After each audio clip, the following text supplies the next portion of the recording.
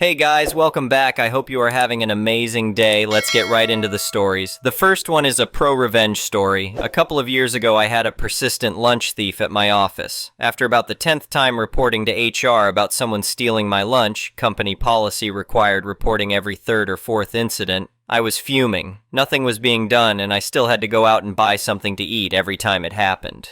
During my annual checkup last spring, I was venting to Dr. Martinez about the situation. He got this sly grin and asked, "So you're having digestive issues then?" Confused, I replied, "No, why?" He scribbled out a prescription for some industrial-strength laxative, instructing me to mix it in with your meal for maximum effect. That's when I caught on to his plan. I wish I could say the thief embarrassed themselves publicly, but that's not quite how it went down. They ate my sandwich with its special avocado sauce. About an hour after lunch, I marched into HR and reported two things. 1, my lunch was stolen again, and 2, my medication was taken. Sarah from HR asked, "So the lunch thief struck again, and your medicine was in the bag?" "Yes," I replied.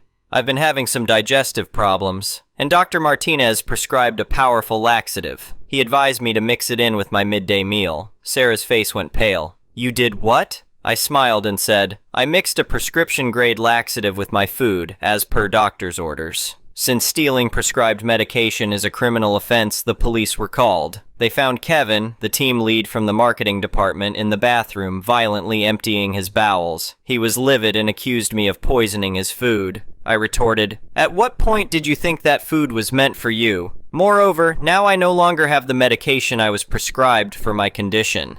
It was then that Kevin realized he'd messed up big time. He clammed up until he got a lawyer, or so I heard through the grapevine. Small town, you know how it is. My old high school buddy Mike ended up taking his position after everything blew over. These days I can make and enjoy my sandwiches in peace. As for Kevin, last I heard he was doing community service and paying fines. No idea where he ended up after that whole fiasco. The next one is an entitled people story. I've been working at this small tech startup for about 2 years now. We're a team of around 20 people all crammed into this tiny office space downtown. The company was founded by this really smart guy named Dave. He's young, maybe early 30s, but he's got some brilliant ideas and managed to secure quite a bit of funding to get us off the ground. When I first started, things were great. Everyone was excited about the work we were doing, putting in long hours to meet deadlines and hit our milestones. But about 6 months ago, Dave hired this new supervisor named Karen to help manage some of the day-to-day operations so he could focus more on the big picture stuff.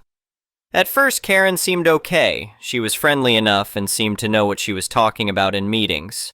But it didn't take long for her true colors to show. Within a few weeks, it became clear that Karen was lazy as hell and had no idea what she was doing. She'd come in late almost every day, usually rolling in around 10 or 11 a.m. Then she'd spend most of her time gossiping with the receptionist or scrolling on her phone. Whenever Dave or anyone else asked her to do something, she'd always have some excuse for why she couldn't get to it right away. "Oh, I've got this other urgent thing I need to take care of first," she'd say. Or, "I'll get right on that after lunch." But then lunch would come and go and the work still wouldn't be done. The rest of us were getting pretty frustrated. We were all busting our asses trying to meet deadlines and grow the company while Karen just sat around collecting a paycheck. A few of us tried bringing it up with Dave, but he always brushed it off. "I'm sure she's just still getting up to speed," he'd say. "Give her some time to settle in." But as the weeks went by, Karen's behavior only got worse. Not only was she not doing any actual work, but she started acting like she was in charge of everything. She'd try to boss people around and take credit for other people's ideas in meetings. The final straw came about a month ago. We had this huge potential client coming in for a demo of our software. Dave was out of town at a conference, so he asked Karen to lead the presentation. We all knew this was a bad idea, but what could we do? The day of the big meeting arrived, and Karen showed up an hour late looking like she'd just rolled out of bed. Her hair was a mess, and she reeked of booze. As soon as the clients walked in, she started acting all weird and flirty with them. It was super uncomfortable. Then when it came time for the actual demo, it was clear Karen had no clue how our product actually worked. She kept fumbling around, clicking random buttons and saying nonsense like, "As you can see, the algorithm uses blockchain AI to optimize the cloud synergy." The clients were visibly confused and annoyed. About 15 minutes in, one of them stood up and said, "I'm sorry, but this is a waste of our time. We'll be in touch." Then they all walked out. We were all in shock. This was potentially a $1 million deal down the drain because Karen couldn't be bothered to prepare. As soon as the clients left, Karen turned to us and snapped, "Well, don't just stand there, clean this mess up, I've got a lunch appointment." And with that, she grabbed her purse and walked out, leaving the rest of us to deal with the fallout. I immediately called Dave to let him know what happened. He was furious and said he'd be on the next flight back, but before he could return, things got even crazier. The next morning, Karen came in acting like nothing had happened, but now she was telling everyone that she was actually the CEO of the company. She claimed that Dave had secretly made her the boss and that we all had to do whatever she said from now on. Dave realized he wasn't cut out to run this place, she told us, so he's stepping down and putting me in charge. I expect you all to show me the respect I deserve as your new leader. We were all stunned. This woman had single-handedly torpedoed a huge deal for us, and now she was claiming to be the CEO. It was insane. A few people tried to argue with her, but she threatened to fire anyone who didn't fall in line. For the next 2 days, it was complete chaos. Karen was strutting around like she owned the place, barking out ridiculous orders and threatening people's jobs if they didn't comply. She even tried to access our financial accounts, claiming she needed to audit the books. Thankfully, Dave got back before she could do any real damage. As soon as he walked in and saw what was happening, he lost it. He called security to escort Karen out of the building, then gathered us all for an emergency meeting. "I am so sorry for all of this," he told us. "I had no idea things had gotten so bad. I promise you Karen is gone for good and nothing like this will ever happen again." We were all relieved, but also pretty shaken up by the whole ordeal. Dave spent the next few weeks trying to repair the damage Karen had done, including reaching out to the clients we'd lost to try and salvage the deal. As for Karen, it turns out her delusions of grandeur didn't stop with our company. She apparently went to several other businesses in town, claiming to be their new CEO as well. She even showed up at City Hall saying she was the new mayor. Eventually, she got arrested for trespassing and disturbing the peace. Last I heard, she was undergoing a psychiatric evaluation. Part of me almost feels bad for her. Clearly, she's got some serious issues. But mostly, I'm just glad she's out of our lives for good. Things at work have finally started to settle down again. Dave hired a new supervisor who's actually competent and hardworking. We managed to land an even bigger client to make up for the one we lost. And we all learned a valuable lesson about the importance of vetting new hires carefully. Looking back, it's kinda crazy how one lazy, delusional person managed to cause so much chaos in such a short time. But I guess that's the danger of letting the wrong person into a position of authority. Hopefully nothing like this ever happens again. But if it does, at least we'll be better prepared to deal with it. The next one is a petty revenge story. This happened a few years ago. I was one of about 5 teachers in a summer camp. One of the teachers was very young, just out of university. As often happens, he thought he was the best. For some reason, he started complaining about me behind my back, never to my face, and making a big deal about miscommunications. At one point, all the teachers had a meeting that I missed because, like most meetings, they are a waste of time. But he kept complaining about me, calling me stupid, etc. I know about this because the other teachers told me he was the only person that had a problem with me. Again, not a word to my face. Cue my petty revenge. One of my tasks as a hobby photographer was to take pictures so at the end we could have a slideshow of summer camp moments. It took me hours and hours of extra work, but I photoshopped him out of every single picture. When possible, I just cropped his head out. So there were many pictures with only his leg or an arm in the frame. The only picture where he finally appeared was the official photo with everyone in it. It would be strange if he didn't appear on this picture. So I made him look red as if he was sunburnt, made his eyes look bloodshot, and made his teeth look as yellow as canned corn. Nobody ever said anything to me. Most people look for themselves in the pictures, and everyone else found themselves just fine. The next one is a malicious compliance story. This happened in the early 2000s in my junior year of high school. The district had just built the 3rd high school in our city, and most of the teachers were new.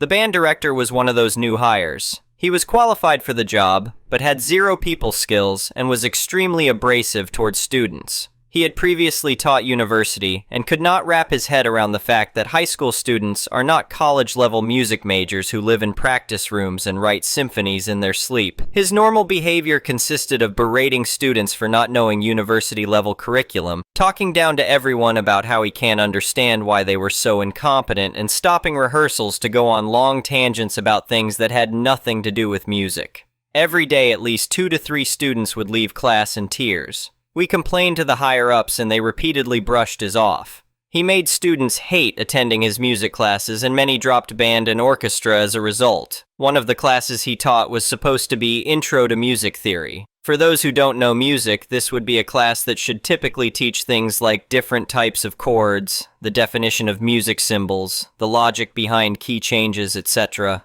At the first class of the year, there were about 25 kids enrolled. Most of these were music and drama kids who wanted to be teachers or performers in the arts one day. On the first day, he handed us a quiz because he wanted to see how much we knew. I think there were maybe 3 to 5 kids who were able to attempt a single question on the quiz. No one got a single answer right. That's how advanced it was. Imagine signing up for what you think is a basic pre-algebra class and walking into advanced calculus. This teacher spent the entire class period berating us for not being prepared when no one could even attempt his quiz. We told him, "This is an intro class, none of us have learned anything like this before," and his response was, "Really? I thought this was an advanced class."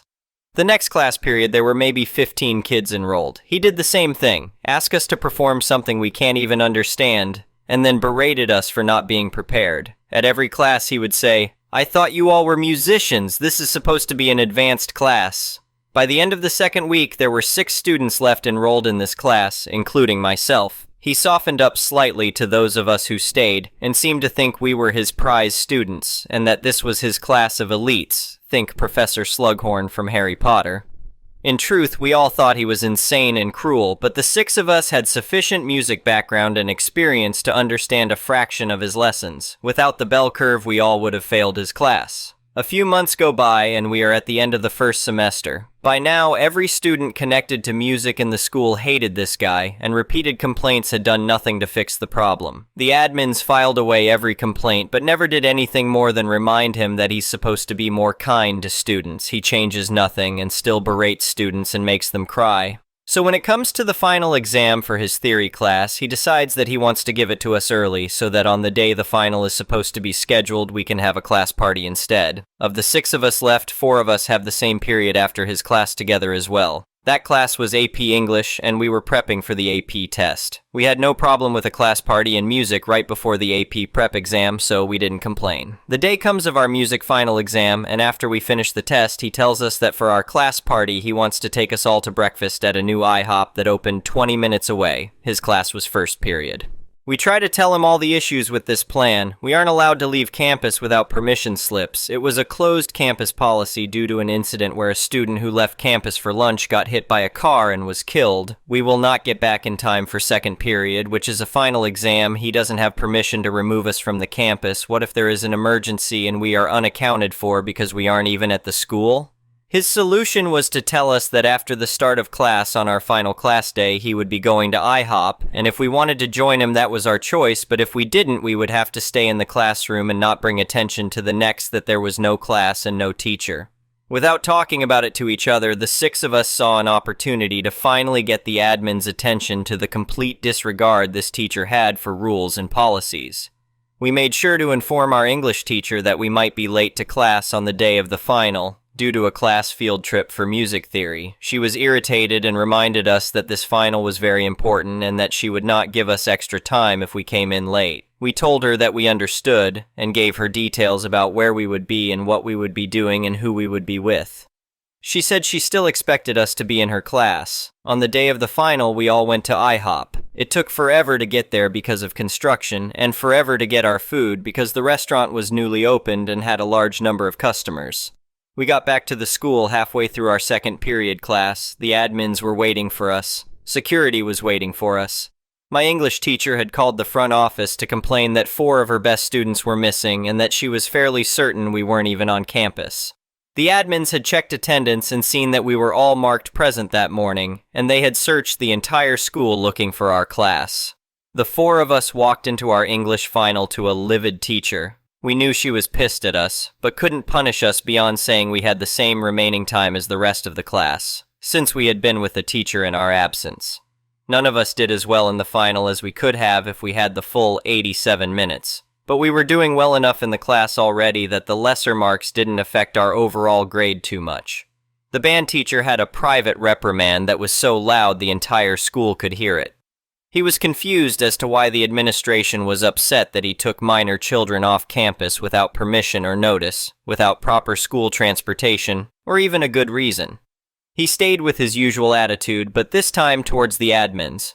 "Why are you guys so incompetent about this? They are old enough to drive. What's the problem?" The English teacher, who I actually adore and was one of the best teachers I've ever had, absolutely went mama bear on the administration about how they could continue to employ someone who disrespects the other teachers so much as to deprive his students of their final exams and put them in potentially dangerous circumstances. He told us to drive ourselves to the restaurant and any accidents or medical issues would have been the school's fault. He was fired later that day. Many of the students had a gleeful but confused reaction since the 6 of us weren't talking to anyone about it. All most people knew was that this tyrant of a teacher was gone. We didn't spread the story very much of how it happened because we still feared being reprimanded for our involvement since he technically have us a choice to go with him or stay, but I always smiled when people gossiped about what the final straw was that got him fired. The next one is an entitled people's story. I know I posted about situations with this friend. With this, I don't know what to do. I feel bad for my friend and I'm worried about her, but I don't know what else to do with her compulsive lying. My friend has a tendency of telling stories and I just assumed she is dramatic. But I noticed her lies started to get bigger. Her lies seemed to range from she was supposed to get a dog and that she took all the steps to get a dog just for it not to happen. Another time she claimed she had a miscarriage and then said a few days later, "It was just my period." She also always tells me that guys come into her work just to flirt with her and that men always approach her, ask for her number, and try to ask her out. She has also said that she feels like she's the one that got away for most men. I mean, that's a big claim to make. There's a lot of interesting lies or stories she has told me over the cost of our friendship. She's in a toxic on and off again relationship. They are a match made in hell. She has told me her boyfriend was cheating on her with a lesbian and she made these claims for a while. Regarding cheating, she has said he was going to cheat on her during her birthday. With all the cheating, they always seem to get back together. My friend has a very traumatic and sad upbringing. Her parents are in the US undocumented. Her uncle sexually abused her as a child up unfit. She was a teenager, and her family always had money problems. The majority of money my friend makes has to go to her parents. She's even dropped out of college semesters to help her parents out financially. But with all these money problems, she buys her boyfriend everything plus more. She's even spent around $2,000 on his Christmas and birthday gift. When I told her that's not a good idea, she would tell me that I need to understand that's how she shows her love. She spends so much money on him just for him to be horrible to her in return. We have another friend that we also hang out with. She's mostly my friend since I've known her longer and I introduced them. My other friend, I'll refer to as P, told me that my friend, I'll refer to as J, told her that she's no longer with the boyfriend. I was surprised because not once has she told me that they broke up. In shock, I told P they are still together and she said that J also told her they are just friends and she only joins the boyfriend and the family to go to church with them. J's dad stepped out on his family back in January and moved back to Mexico. It's been really hard on her, which is understandable. J told P that her mom, brother, and herself are moving to South Carolina if the dad doesn't come back. She never told me this? My brother once joined us for a hangout, and I expressed to him my concerns with Jay's lying about her relationship. He said he's going to find a good way to put her on the spot. During the hangout, my brother asked her in front of P, "How's it going with you and your boyfriend?" Things turned awkward fast when she said that they are broken up. I asked Jay a little while later of why did she lie to my brother and P. She said that she felt like the relationship isn't going to last that long, so there's no need to say anything. I told her that's bullcrap because no matter what this guy does, they never break up. The other night, Jay told me that she's upset with her aunt. Jay said that her aunt knows how much she loves K-pop and K-dramas, so she told her daughter to get a Korean boyfriend. I think that's so weird. My fiancé, he's Korean, and I tried telling Jay that I doubt that's the case and told her. Jay then told me that her aunt is totally doing this to spite her, that she's happy with her boyfriend and she doesn't want a Korean man. I told her that I really don't believe this, plus she's making it sound like Korean men are accessories, but she followed it up by saying that she had every opportunity to be with a Korean man and chose not to. I am completely shocked to hear the extent she's going to lie. Anytime she tells me anything, I can't seem to believe anything she says, and that's a horrible feeling. Everything that comes out her mouth feels like a lie. Either she's lying to me about the relationship and they are just friends, or she's lying to P and they are still together. I don't know, is she a compulsive liar? Thank you for watching. I would really appreciate it if you could like the video and subscribe to our channel if you haven't already. We'll see you again tomorrow.